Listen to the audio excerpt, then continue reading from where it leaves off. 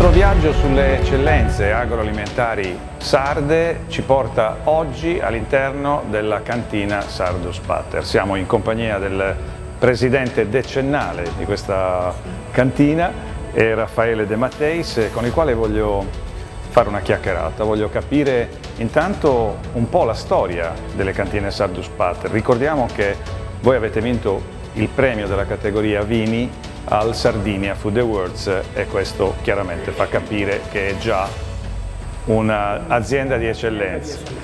Raccontaci un pochino in breve la storia delle cantine Sardus Pater, a parte il nome che, come mi hai detto, prende spunto da una moneta romana che si usava. Che veniva coniata. Coniata addirittura a Sant'Antioco. La vecchia Sulci.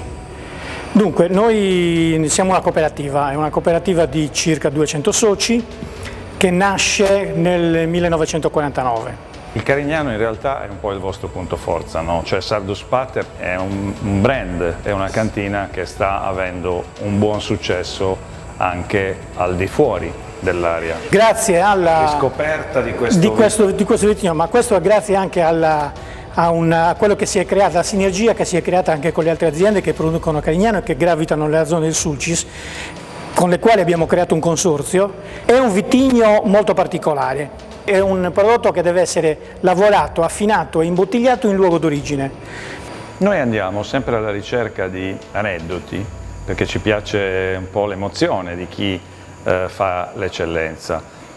Tu che sei stato e che sei un presidente da tutti questi anni sicuramente avrai assistito a dei momenti, a delle situazioni particolari. Ti va di raccontarci qualche episodio che ti emoziona? L'emozione che noi abbiamo avuto, quantomeno che io ho avuto, è quando mi è capitato di contattare il nostro consulente enologo, che è il dottor Riccardo Cottarella, che nel momento in cui ha sentito la nostra storia e il nostro progetto, senza batter ciglio ci ha appoggiato e da allora lavora con noi, sperimenta con noi.